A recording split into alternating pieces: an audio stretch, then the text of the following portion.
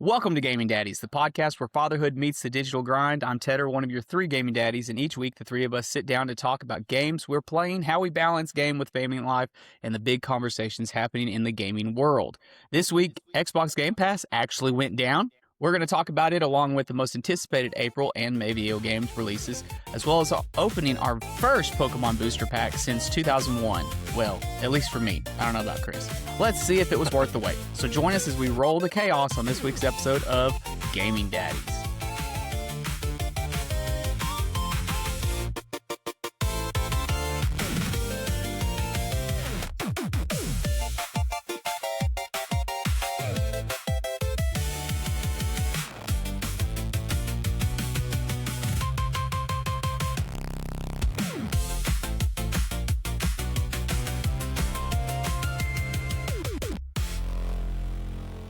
Well, gentlemen, hello.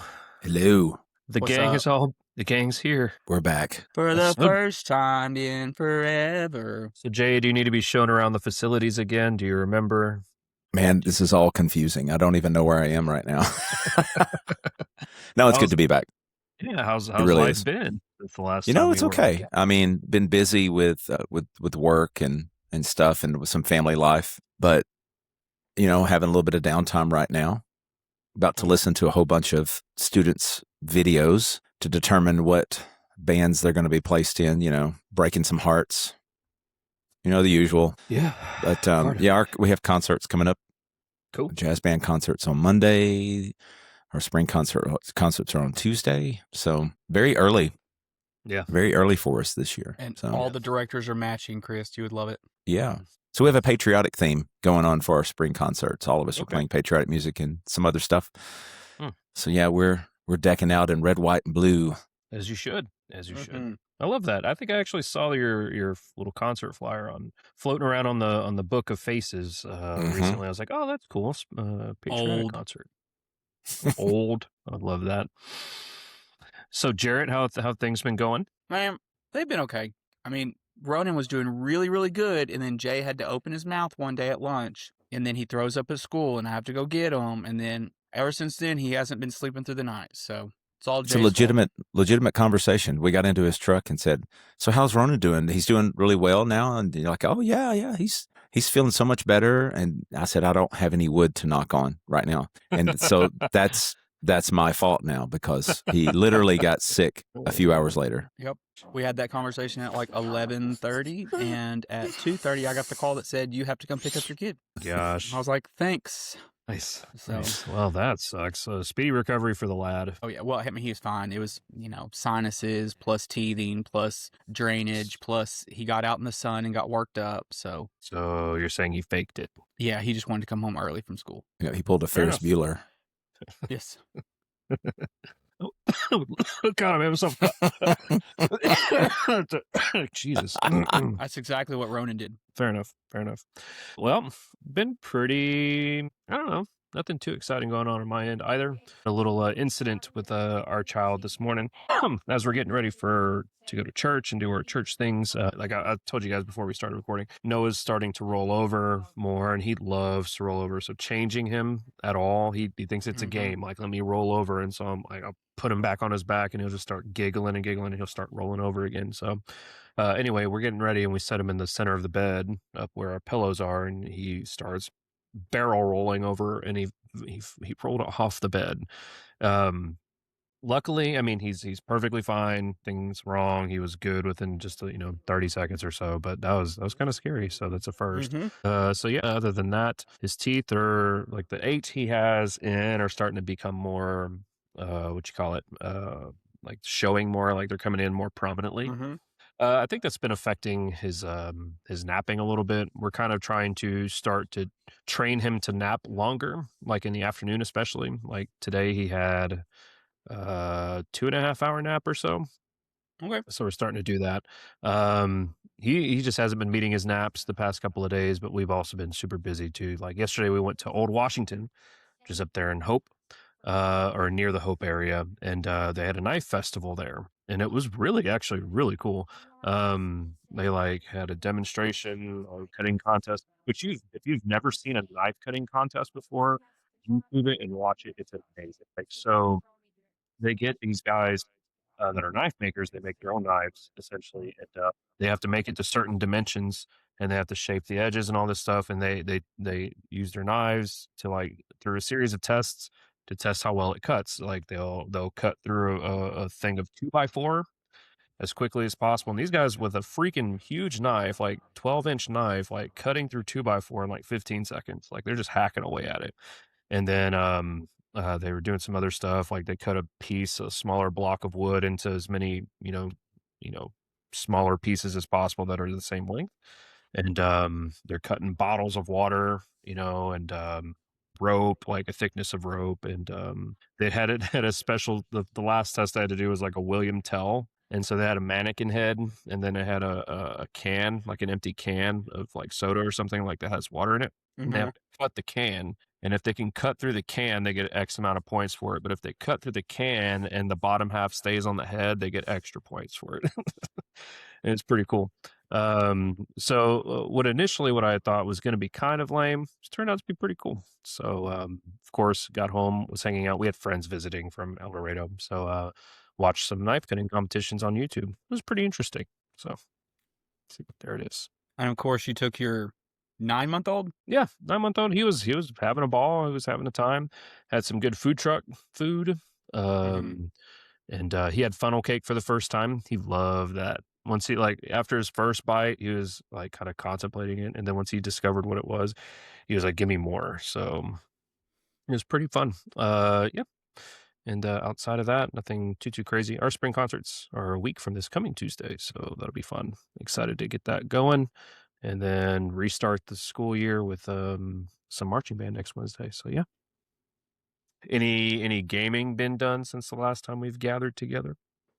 Not since me and you. Yeah. Well, I did play 30 minutes of Mario Odyssey today. Yeah. First time playing through it. Well, I haven't beat it. This is my first time playing on the Switch too. Oh yeah, it looks good on the Switch too. I haven't done Ellen handed it to me and she said, "You can play." And I was like, "What am I going to play on your Switch?" Because she's been obsessed with Poketopia right now. Pokopia. Pokopia. Jesus. How about you, Jay? Been doing much gaming? Yeah, college football 26, man. Nice. Started a new dynasty. Yeah. Plays exactly like 25. It's like just updated rosters, really. I think it probably plays a little bit better, but you steamrolling? I've been playing a little bit, not every day, but every other day I'll play about 2 or 3 games and then hang it up for a little bit. I did re-download Starfield because there was a new update, thinking, hey, I might get back into this, start a new game. Yeah, that no. I started it over and it just wasn't the same. Yeah. I remember, the excitement when the game first came out, and I thought this is going to have a lot of replay value, and it didn't. And then they've released all these updates that I think have made the game better, but it's just saving it. I mean, it's time to move on to something else, to be honest with you. Yeah. Fair enough.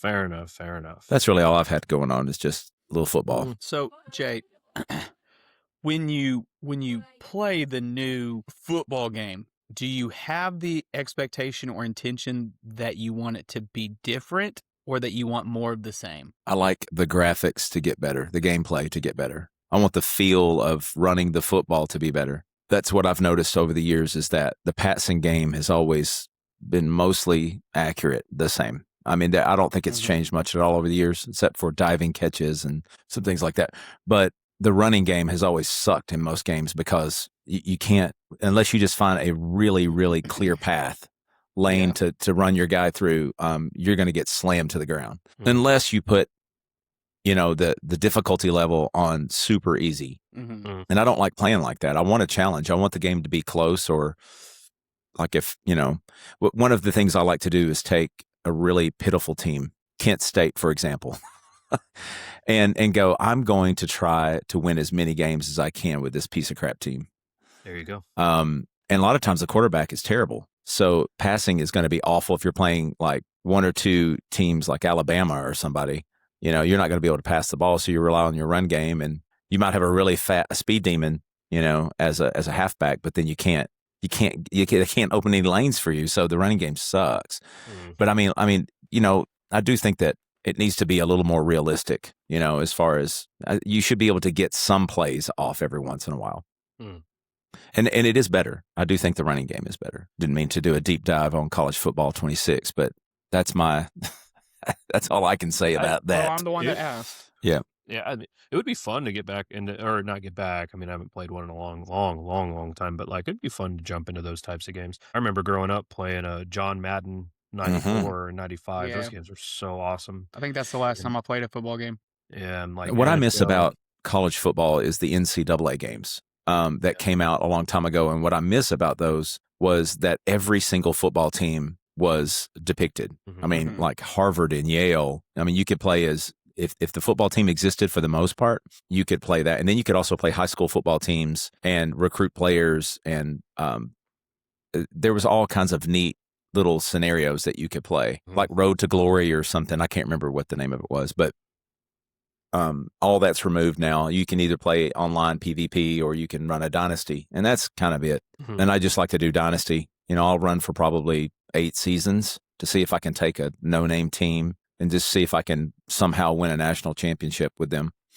And this is honestly, I play that game when I'm waiting on something else to come out. It's just a feel good. It's a good filler. Yeah, it's just a game that I can toss in and play one game, and I know I can play one game in 20 minutes because I do 5 or 6 minute quarters. Yeah. So I mean, it's just a decompression time. Play that until something comes along. Comfy game. Cozy gaming. Cozy gaming. But it looks like there's some good stuff coming up. I know that we're going to talk about. I'm excited. We get into it? How about we get into this? Let's go, Tedder. Kick us off. All right. Well, first off, let's talk. This is a continuation of our conversation that we had a couple weeks ago when we said the rumor was that Asha Sharman was going to lower the price of Xbox Game Pass. Now, we knew it was going to happen potentially, but we didn't know what the details would be. We didn't know if there's going to be a Netflix tie-in or what. But it is done. It only took a couple weeks to happen, so everybody's very impressed by this. But Microsoft cut the Game Pass price to $23.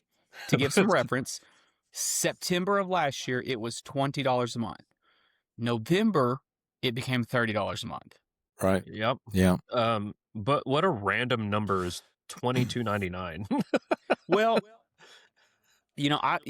I've tossed this idea. Okay, so the reason they used, first off, one of the big things that they said was Call of Duty. The caveat was this: Call of Duty will no longer be a day one title. So if you want Call of Duty, the newest Call of Duty game, you got to go buy the game separate. Yeah, so my math says they sat there and calculated how much does the new Call of Duty cost, and they subtracted it from a yearly Game Pass subscription. So that if you are a Call of Duty player, you're not being charged any less. You're still going to basically pay $30 a month.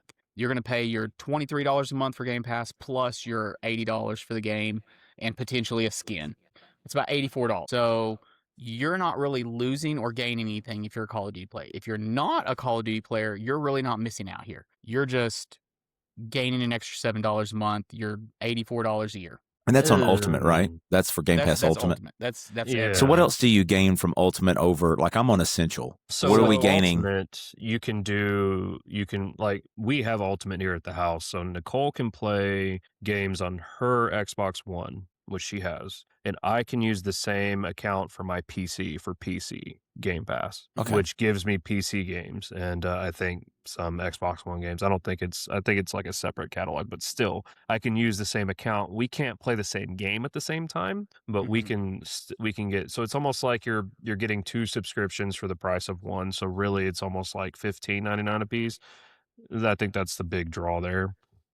Well, to give you an idea, PC Game Pass is $14 by itself. If you just got the PC, no Xbox, it's $14.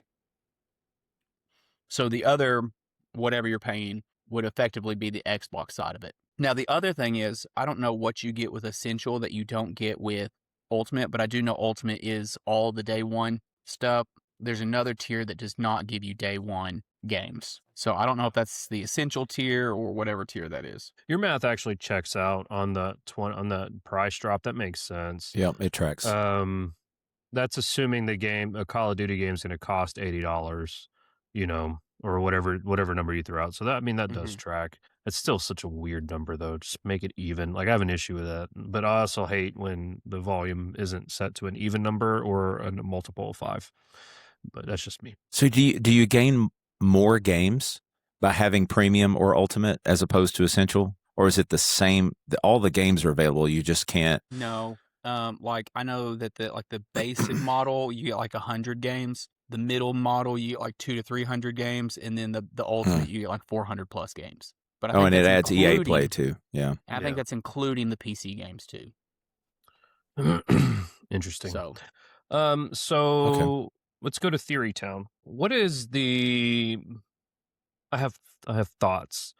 So if the thinking of removing Call of Duty from day one access and delaying it by a year, mhm, from what I understand, they will no longer be available day one, but they'll get added a year later, according to IGN. mhm.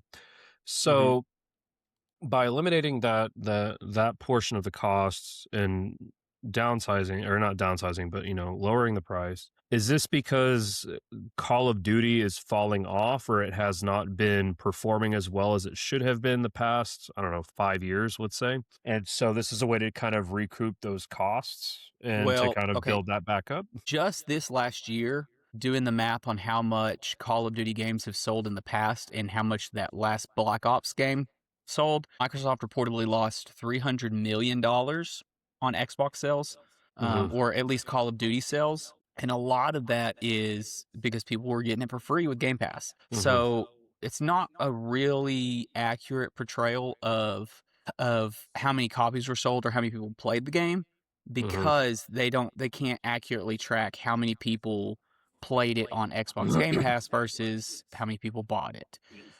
So their prediction is they can recoup that 300 million by the however many people were on Game Pass. There's approximately 30 million people that have Game Pass. Hmm. So I mean, if you take all those people and assume half of them, 15 million, are going to buy, I mean, you could even drop it down to 10 million, whatever. You're going to recoup a super large amount of money from selling Call of Duty separately than if you Yeah. were to have give it out for free to people that Hmm. pay every month. And So by they also delaying it a year, they're those people are not going to wait. Oh, I'll just wait, no, they three, won't. 4, 5 months until it gets. They're not going to wait a year. They'll go ahead and buy Yeah. it. Mm. Hey, Yes. but I will say this: the latest Black Ops was terrible. Yeah. And I'm just going to put it out there. My camp may be very small, but I downloaded that game, and it's one of the worst Call of Duty games I've ever played. So I don't know if this is going to help or hurt. I know to bring that fan base back. I mean, yeah, I think they are. I think that was a smart move for sure Mhm. to reduce the cost, because I don't know if I'll be honest. Another Black Ops game, I don't know if I'd buy it. I might wait a year just because to see how Yeah. it plays out, and wait for people to just drop the money on it and go, yeah, this is a great game. Even before I downloaded, I think even Jarrett was telling me that, hey, look, I think this is getting some really bad reviews, but I downloaded it anyway Yeah. because it's on Game Pass. Sure. Yeah. What do But you have to lose at that point? right, it just wasn't a very good game. Now, Call of Duty, like a modern warfare game, yeah, I'm going to download that. I'm going to download and play that. That's just a whole nother. I'm invested in that franchise. Mm-hmm. Mm-hmm. But Black Well, because Ops, I don't they're know. good.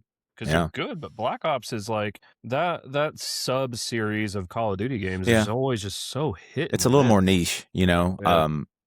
I know a lot of people like the zombie stuff. I never was a big fan of the zombie. I mean, my son loves it, still loves it, but it just never grew on me. And they incorporated that into the single player, into the campaign part of this game too. And they made you have to do the zombie stuff, which I just wasn't a fan of. It just wasn't my Yeah. thing. When they Sure. started making me do the zombie stuff, I was like, I can't play this anymore. Yeah.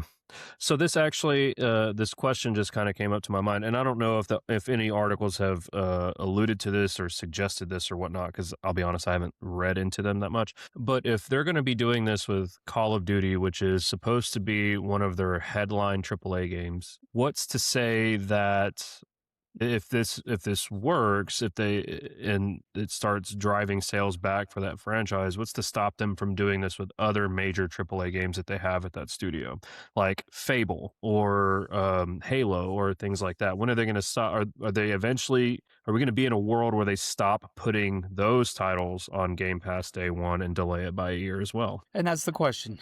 I mean, but at the same time, we have to do the math of, is it still worth it, even if they don't have those day one games? Is it worth it for access to the indie games or the games that we don't necessarily know about or we're going to play separately? I mean, High on Knife 2, for instance, or High on Life 2 just came out for Game Pass. Am I going to buy that game? No. But if I'm already subscribed, will I play it? Absolutely. So chances are, if I'm going to save $80 a year, I've got a little bit of room in my budget to go, okay, I can buy that game. Now, chances are, I'm not going to buy Elder Scrolls for Xbox anyway. I'm going to buy it for PlayStation. But that's a preference thing. Now, Fable, they're not going to. Fable, they're going to release day one. It's not a large enough game. They don't have enough of a consumer background. There wasn't enough people playing Fable. It's not like Call of Duty. Call of Duty has this huge following. Sure, Fable sure, does sure, not. sure. Yeah. But Elder Scrolls would be games like the that. more comparable. Yeah. Right. So interesting. to give you an idea, after they raised the price to $30 a month, about 32% of subscribers canceled their Game Pass membership. So That's a large I mean, chunk. that's a large chunk. If I wouldn't have discovered that I could use her Game Pass on my PC as well, in addition to her Xbox, then I probably would have canceled this too. Because I mean, it's Well, and it seems like, I guess they kind of evened out because it looks like they still brought in, again, 30% more revenue because they raised it by 50%. So, I mean, financially they were better off, but they started saying, hey, we can still charge more than we did a year ago, but bring in more people. So I think this was a wise decision. Plus, it showed a lot of support for the new CEO, right out of the gate. So we'll see. I mean, it'll be interesting to follow for sure. Hopefully it works out for him. I mean, you never want anybody to fail, but I mean, hopefully it works out. So follow-up question, if you canceled, are you going to get back in? Yeah. It seems silly to think that $6 doesn't sound like much, but that's actually quite a bit. Yeah. Yeah, especially for those that budget for a year. You know, that's what we do. We budget for the entire year and break that down per month. You're right. $6 a month doesn't sound like a lot, but $72 a year, That's a lot. that's a game. Yeah. And I mean, I think that'll really help them kind of get their membership, or at least pick their membership back up for Game Pass, but this will also help recuperate some sales lost for I mean, arguably, probably they're still, regardless of how trash some of their games are, like how probably what is their biggest franchise. So, So will I jump back in? Yeah, I will. Yep. So there it is. Yep. All right. What's next? So our next topic comes with the there's a whole lot of hype around this. If you've watched the new Mario Galaxy movie, you notice the cameo of Star Fox. I have not seen. Why'd you ruin Yes, I've seen it. It's ruined good. on the internet. Yeah. Don't even. Okay. Well. Okay. And then I haven't watched it either, but that part's been ruined for me. But then there's all these rumors circulating about what is coming up next. One of those rumors revolves around a Smash Brothers movie. One of those rumors rotates around a Star Fox movie, but the most recent one from Nate the Hate, like we talked about a couple weeks ago, a very reliable resource, talks about them releasing a new Star Fox game. And actually, they were supposed to release more information in April. So if they're going to release any information in April, it needs to be done within this week. So we'll see if that actually comes to fruition. But how do y'all feel about a new Star Fox game for the Switch 2? We kind of talked about this a little bit in a previous episode, but I grew up not playing a Star Fox game, even though I have access to them now via the SNES Mini Classic, and it also includes the unreleased Star Fox 2, as well as the N64 Online on the Switch, being able to play the 3D Star Fox like that. But I've never played a Star Fox game. I'm familiar with the memes, and I'm familiar with the character. But so from the perspective of someone who's never played the series, having an old IP revived and a new entry in this, I would be down to try it out, actually. So I would be excited about it. And especially if it's anything like they've been doing with Odyssey or the new Donkey Kong game or anything like that, then it's Nintendo. Nintendo very rarely puts out any duds, so that would be more reason for me to jump in and try it. Yeah, I agree. Jay, what do you feel? I mean, I don't own a Switch, but I mean, my son owns both the Switch and the Switch 2, and he does play Star Fox games. I'm sure he's probably very, very excited about that. I mean, I'm probably more excited about the movie if it does happen, because that was pretty incredible. I mean, I had heard rumors that, you know, he was going to be in the movie. But I think, I mean, who's the guy that voices him? He's in Top Gun Maverick. I'll have to pull that up in a minute, but let me see. How do I not? It's Mike West. Glenn Powell. No. Oh, I love Yeah. Glenn Powell. Yeah, Glenn That's Powell awesome. voices him. It was, I mean, there was a lot of charisma with that character from the moment he spoke. And I mean, I just turned over to, I mean, we went to see it as a family. I just turned to to my girls and said, that character deserves a movie. I mean, it was from the moment he, you know, stepped away from the ship. It was, I kind of got giddy because it brought back a little bit of my childhood. Star Fox goes way back, pretty far. So yeah, I mean, him coming to the Switch 2, I think is going to be a win. I mean, how could it not? Especially, I mean, the timing of it all. Even if they were to repurpose those games into the old ones into the Switch 2, which they're probably already there, right? The old Star Fox games, are they on the Switch 2? I think they're playable on the online version. Okay. On the online virtual consoles. Yeah. Yeah, that probably needs to happen. So I think that'd be a good move. Yeah. I think that's a great rumor, and I think that's a great thing if it happens. I hope to hear more about it. I mean, I'm excited. Yeah, the question is, you know, what kind of game is it going to be? Is it going to be closer to, you know, Star Fox 64, or are they going to try to do like the newer ones where he started getting and jumping on the ground and running around like a chicken and stuff like that? So my prediction is interested in they'll gameplay. probably stay true to the original material. We'll see. Yeah, we'll see. I don't know. So, all right, next on the docket, let's talk about upcoming releases. First off, we are in the month of April, and in April we have gotten Pragmata, and we have gotten Tomodachi Life. Before we jump into the third game, which is coming out in this week, do y'all have any ideas or conversation points around those two games? So one of the guys I follow on Facebook and YouTube here recently, his channel name I think is Kid Shadow or something like that. He started playing Pragmata, and he said he loves it, and it seems like a game that would be kind of in my wheelhouse a little bit. It looks interesting enough, but we would have to see. And then Tomodachi Life, that looks really fun. I keep forgetting that it's a thing, but I think that would be something that not only myself, but Nicole could enjoy as well. You know. Yeah, I mean, Pragmata looks very cool. In the fact that it's kind of this father figure who goes in and picks up this girl who is like a cybernetic person and can hack into these, you know, machines. And from what I understand about the storyline is that they are these engineers sent up the machines to go ahead and terraform the moon so that we can live on it. And so, but the machines rebelled. Surprise, surprise.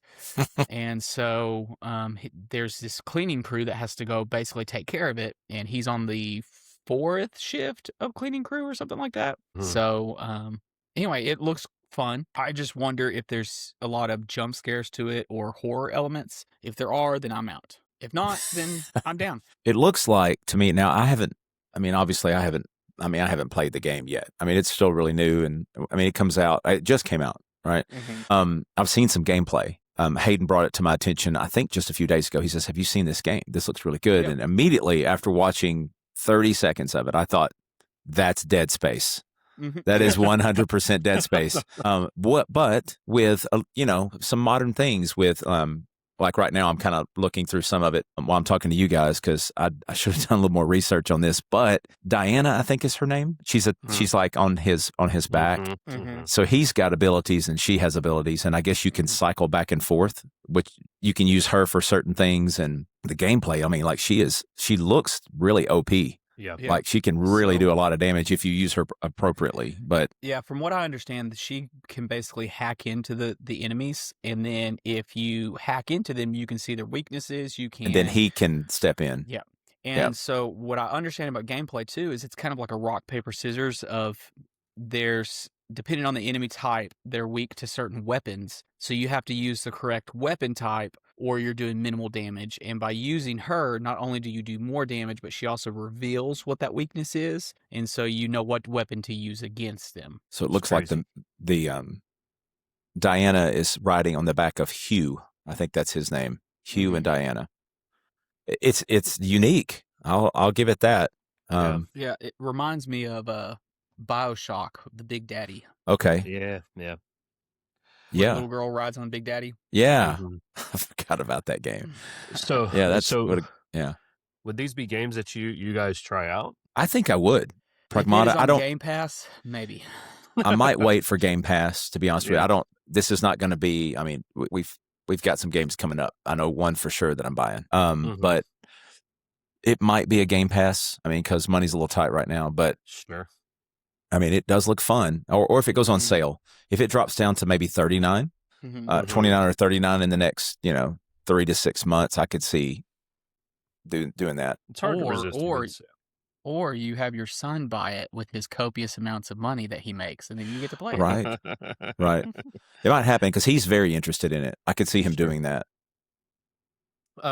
So let's switch gears and go back to Tomodachi Live for just a second. As somebody who played Animal Crossing when it first released back in the vid early days, that was a really important game for Nicole and I to bond over while we were isolated and all that stuff.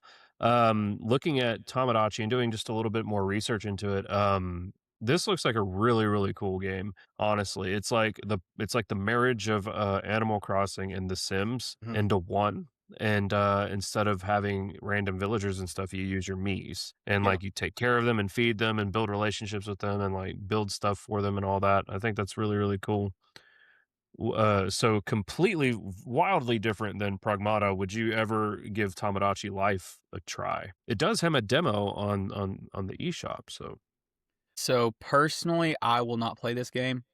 Even playing Pokopia, like I got bored within an hour and a half. I just think and it was the same thing with Animal Crossing. I played more Animal Crossing during COVID just because there was nothing else to do. And really, there weren't really any other games to play. I mean, nothing really big came out at that time because the PlayStation 5 was coming out, Xbox X was coming out. So a lot of developers were waiting for the new console to push games out. This game is in the middle of a whole bunch of other games, and I'm probably not going to touch it. But I'm glad it exists. Yeah, that's fair. What about you, Jay? Probably not. Cozy Sim? Nope, no. Now Too Sims. cozy. I mean, it kind of reminds me of Sims. I've never played these type of games before. I mean, I've played Animal Crossing, but I mean, if it's anything like that, I mean, I could see. I'm not going to buy the game. I mean, if it was on Game Pass or something like that, I would. But it's a Nintendo game, so I'm still. I don't know. My son's trying to sell his Switch because he's got the Switch too. There might come a day where I'll go, hey, like I'll give you this much for the Switch, just so that I can play some of these games because, I don't know, he may not be able to sell that thing because the Switch 2 is so popular right now. Sure. I thought about just saying, hey, I'll give you a little bit. Let me have that. We were talking about it on the last episode. I looked into selling my OLED and Ellen's original one, and I mean we were talking about like $60 for Ellen's and like $80 for mine, and so it's crazy town. But I do, we Jarrett and I took the high school band to Washington, D.C. the other week, and it was kind of interesting watching Jarrett sitting up ahead of me there just going to town on his Switch, It was the Switch, right? Yeah. And it was, I thought, I'm listening to music. It would be so much more fun playing a video game right now than just listening. Because you have to, you got to pre-download your playlist, because you have no Wi-Fi or cell service. So I was trying to decide what, 100 or maybe what 60 songs am I going to listen to on this flight? And try not to throw up in the All right. plane. But I don't know. Maybe a Switch is in my future. We'll see. There you go. What's next? Yeah, so I mean, the next game that releases this week is the Diablo 4 DLC, Vessel of Hatred. Whoa, so Lord of Hatred, brother. You're right. Lord of Hatred. My bad. Vessel's already out. Vessel, Lord. It's the same thing, right? So, I mean, I know Chris is mid on this game because he still hasn't beat the last DLC. And Jay barely I gotta started play his the game. level 5 character. Right.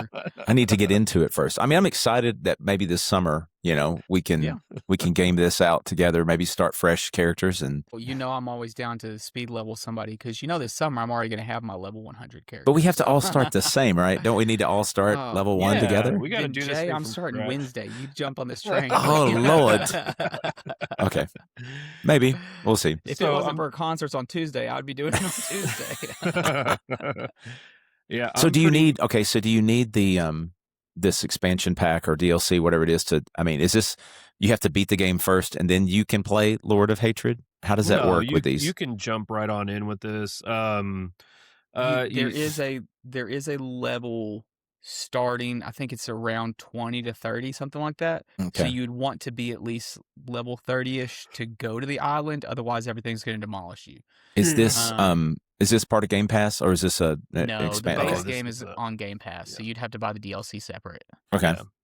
Yeah. Like I have Vessel of Hatred. I pre-purchased Vessel of Hatred and then still haven't played it. And that came out a year or two ago. And I've purchased Lord of Hatred, and so I'll have it, but I'm not going to be able to play it until I play Vessel of Hatred.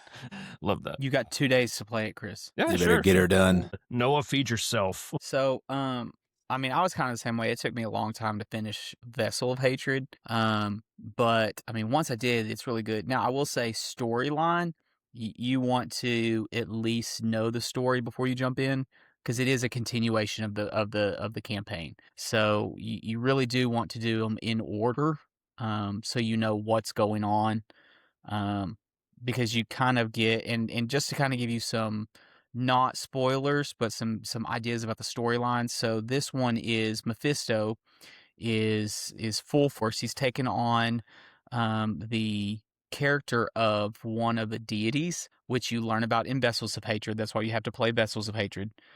So he takes the deity from Vessels of Hatred and goes into his body and starts going around and basically antichristing this new Scovos Islands. So he's going around, he's talking to them, trying to convince them, he's performing miracles, stuff like that. And he's basically the Lord of Lies, and so he's lying to them, and your other character that you don't play, the one that you follow around in the main campaign from the first game, from the main game, he's coming back, and he's kind of trying to convince them, hey, this guy's a liar, you don't want to follow him, this is a demon, and it doesn't end very well for him, and so your character ends up dying, and when you are brought back by Lilith, who is supposed to be dead from the first game, there turns into this different mentality. During the first, I keep saying the first game, the main game, she is very much the portrayal of evil. You are fighting to demolish her and destroy her. And so at the very end of the game, you choose, do you want to get rid of Lilith or do you want to get rid of Mephisto? Because they're kind of fighting for ownership of hell. And then you choose to go ahead and get rid of Lilith, but you seal away Mephisto. Well, now we come back in this game and Lilith is back, but Lilith kind of wraps around you and kind of says, you're my child, I'm here to protect you. And so it kind of paints her in a different light too. So it'll be interesting to see what they do with the storyline. It's very well done. The storyline is really, really good. Even through Vessel of Hatred, the story's been phenomenal. So just prepare yourself for 15 hours at least. So but it's really good. And now if you want to, you could do a character, and if you don't want to speed level, you can just do the campaign, and you'd be maxed out on stats by the time you get done with pretty well the main campaign, but definitely by the time you get done with Vessel of Hatred, you'll be maxed out. So if you do it in that order, then by the time you get to the new island, you'll be like way OP. So okay. Yeah, this game does a really good, at least these games do a really good job of not really glass ceiling you, like putting walls and barriers in front of you where it makes it super hard to progress, especially if you're just doing campaign stuff. So it's not hand-holdy at the same time, but it's not like a chore to try to get through it. So, so yeah, I think I don't remember how long it took me and Chris to do the first campaign. We did it mostly together, if not all of it together. Yeah. And I want to say it was probably 15 to 20 hours. And then Yeah. Vessel of Hatred was not very long, but I mean, it was still 3 to 4 hours. Mm-hmm. So, I mean, I would expect this one to be 3 to 4 hours. So, Yeah. So yeah, that's the story. You mentioned something about the classes in our notes here between Warlock and Paladin, and I yeah. think So, the correct answer is Paladin. But let's see what you think. well, if you're wanting to get, the most overpowered character, it's going to be Warlock because they're Mm, buffing the Warlock and they're nerfing the Paladin. Yeah, that's true. That's true. But I also know that Chris always plays a Paladin no matter how bad they are. So, That's because you're bad at it. oh, You that's have it. to. The trick is being good at it. It's clearly a And for skill those that you don't bring. know, you need to go back and watch our D&D missions just to know just how good Chris plays a paladin. Yep. Yeah, I have years of experience. 42 points of damage. I think we're all collectively really excited. I'm very excited for Lord of Hatred's release. So I'm getting pretty motivated to jump back in and go and catch up, so I can be hopefully not far behind everybody else when it comes to completing Sure. this game once it hits the streets. Side note, Ellen said that if I tried to use the conductor's baton as a weapon, then there would have been perks and some negatives that would have happened. So it could have been used as a weapon. But it might have turned you to stone. Well, it would have been like damage to me. Oh. Are those perks reliant on an athletic skill check? But if I would have used it to like heal somebody, then it would have been only perks. So it would like doubled the healing or whatever. Okay. Anyway. The community really needs to go back and just watch those episodes because it's you have to. It's a good time. That was a lot of fun. It was. So that covers the April releases, right? As we're nearing the end of this month. But I would be remiss if I didn't jump in and add a kind of a mini subtopic here, a little side quest action going on.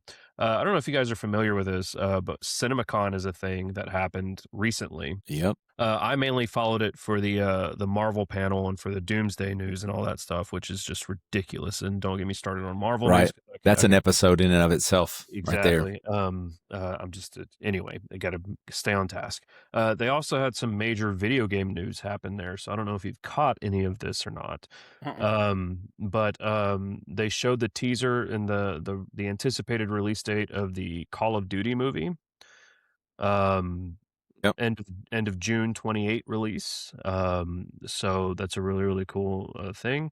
Bloodborne, they're adapting Bloodborne into a video game movie. Jacksepticeye is going to be adapting that. Man, I haven't heard that name in a long time. Oh, me neither. He's funny, but I haven't seen him in a good long time.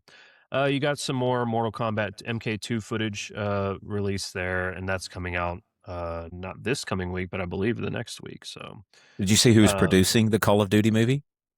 Paramount. Yeah, Taylor Sheridan from the Yellowstone series. I am not familiar with Yellowstone. Yep. He's in there, and Peter Berg, who I know mostly as an actor and not really so much as a producer. He was in a lot of movies from the 90s and earlier, but Taylor Sheridan, that name I know. So you have good confidence in this? Yes. Well, I hate to say yes. I'm excited because Yellowstone has had some ups and downs lately, but it's had a really good, rich history of being successful. Sure. So I'm excited.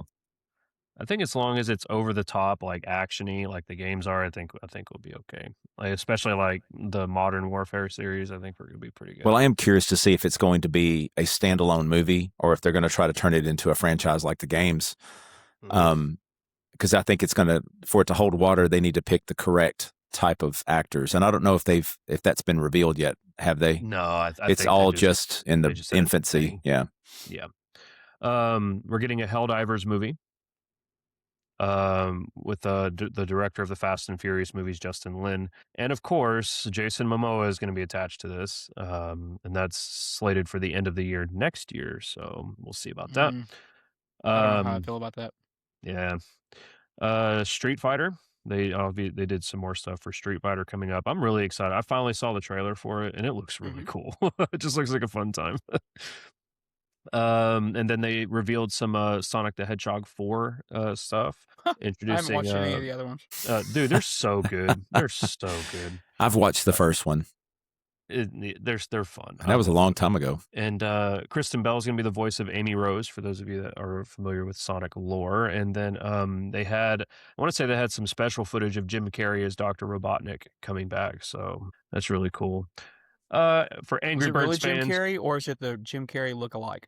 No, it's the real Jim Carrey. How do we know? I thought we said, isn't Jim Carrey the one that's dead, and some actor was paid to go to London and accept an award on his behalf? What are you even talking about? You don't remember this? Oh my gosh. Jay, do you remember this? What was that? Where he was like so plastic surgery that people were saying that he didn't even look or sound like Yeah. him. Oh, yeah. Yeah. Yeah. They were memeing that for quite a while. Interesting. That's crazy, dude.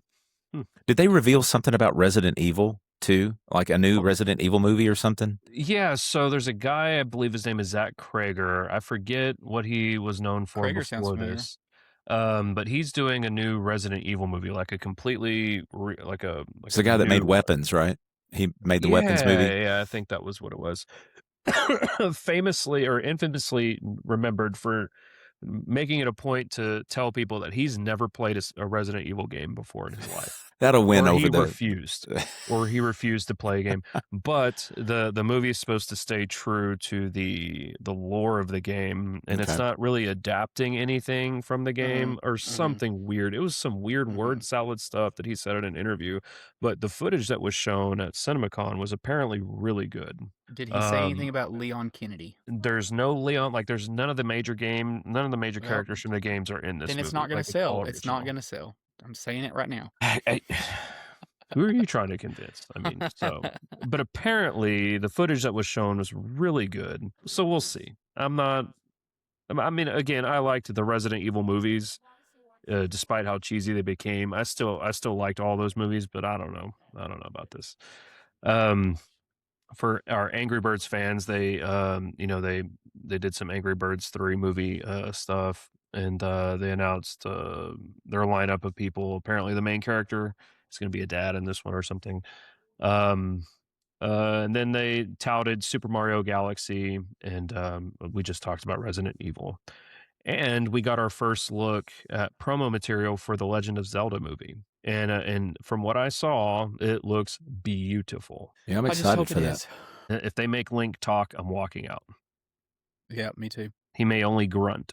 He can also go, yeah. That's the grunting. No, he also goes. So it's going to be. I mean, I enjoyed Legend of Zelda. I mean, I wasn't a huge fan, but I did enjoy playing the games. So, I mean, I'm assuming that you guys are big Link fans, big Zelda fans, right? So, if he does have a line, is it really going to be that frustrating for you? I mean, it's going to be like just show's over type of thing if he has lines? Because I'm trying to interpret this for a movie franchise compared to the game. The game, obviously, he has no lines, right? But yeah. I jokingly say that it would be one and done for me if he spoke, but I mean, realistically, could it be done effectively? Is there a way to do it to where you would be, hey, for an avid fan such as myself, this is the equivalent of them showing on the Halo TV show when they took off Master Chief's helmet. Like that immediately lost so much of a fan base because part of that is nobody knows what his voice sounds like. Nobody knows what nobody knew what Master Chief looked like, and that was part of the draw.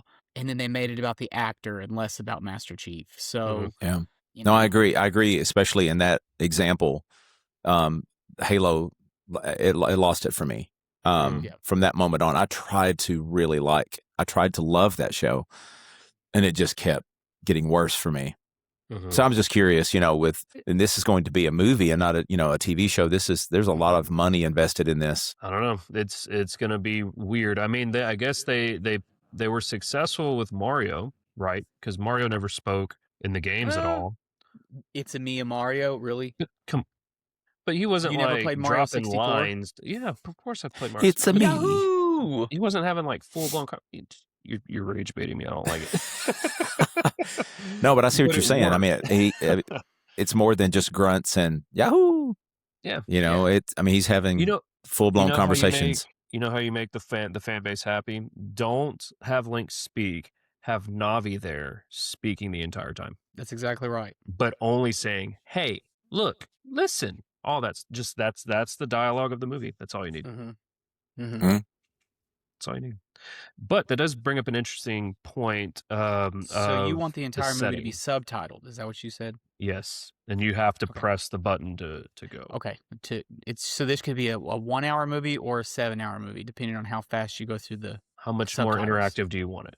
I mean, what do Okay, you want cool. here? I think Netflix can make this happen. Yeah, whatever. But actually, as concerning the plot of the movie, because we technically know nothing, from the set photos or set photo that was released, or not really publicly released, but kind of out there, people are believing that they've seen stuff set inside the Temple of Time.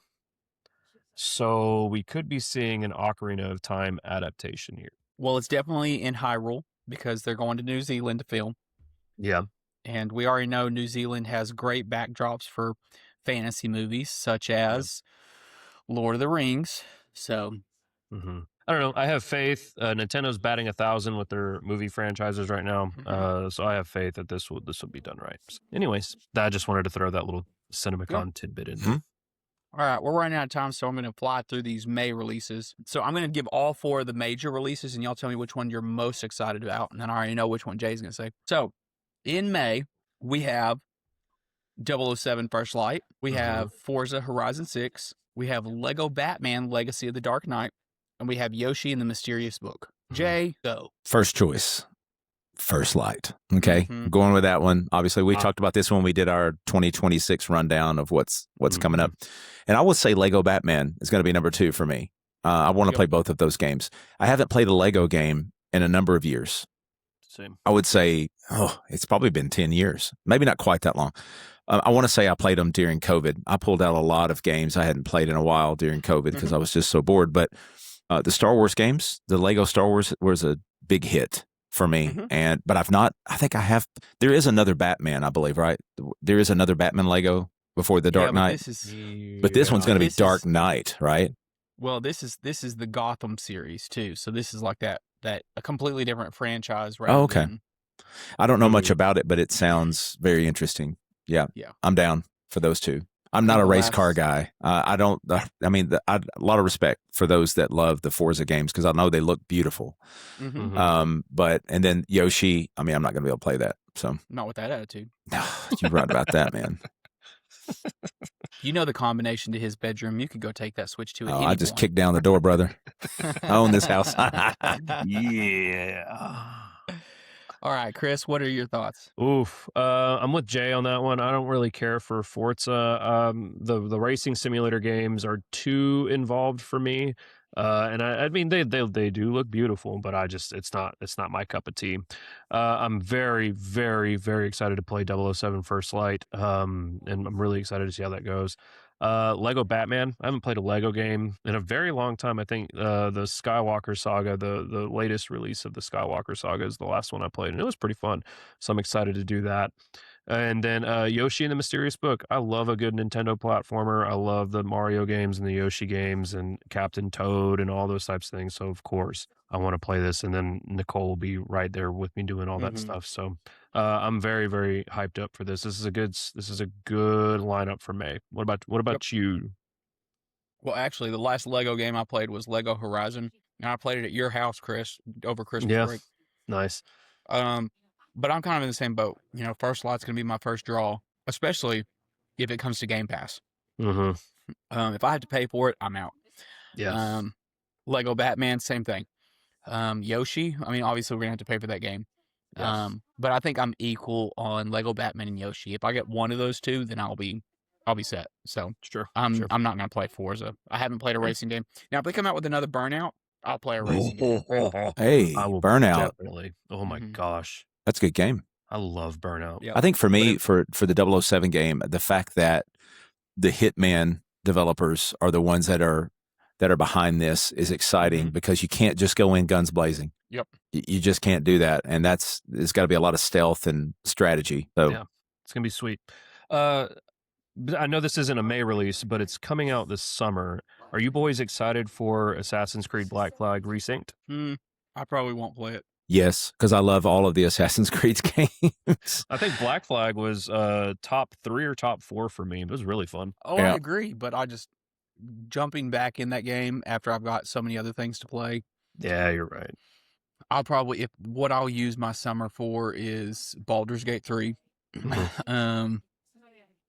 Probably Outer Worlds, High on Life 2, and if I have time for something else, we'll see what it is. Yeah. All right. Well, there you go. Yep. I hear there's Pokemon booster pack pulls. All right, so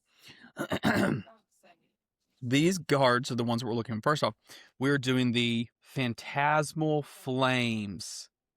Phantasmal Flames. So, I mean, obviously, it would be great if I got a Dark Charizard, but I'm also looking for the Dawn card. I'm looking for a Piplup. I'm looking for the Meowth with the unique drawing, the art, the Rotom, which is a cell phone that you have in the new ones, the Mega Lopunny, the Mega Sharpedo, the Mega Charizard X, the Special Dawn, the Mega Charizard X Gold, and then the Mega Charizard X Special Illustration, which has all evolutions of Charmander, Charmeleon, Charizard, and then Mega Charizard. That would be primo if I could get that one. So that's kind of what we're going for. Again, I have not opened a pack since 2001. That was the last time I bought a pack. And so we'll see. I've watched people open packs before, but maybe we'll get lucky and maybe this will just be a whole bunch of energy cards. I guess we'll find out. Okay. Drum roll. Well, as he's opening that up, be remiss if we weren't talking to the community, boys. Like, hey, so drop in the comments, start the conversation. What do you think about the topics we've discussed so far today? What do you think about the Xbox Game Pass shakeup? What do you think about the new Star Fox that's rumored for Switch 2? What about our April releases coming up in May? What do you think about CinemaCon announcements and all these video game movies we have coming up? And then slow motion. Was 2001 also the last time you opened up a Pokemon booster pack? Probably not, because or yesterday. All right, let's see how we do. Okay, we got a Gloom. I don't know how bad is the camera on that.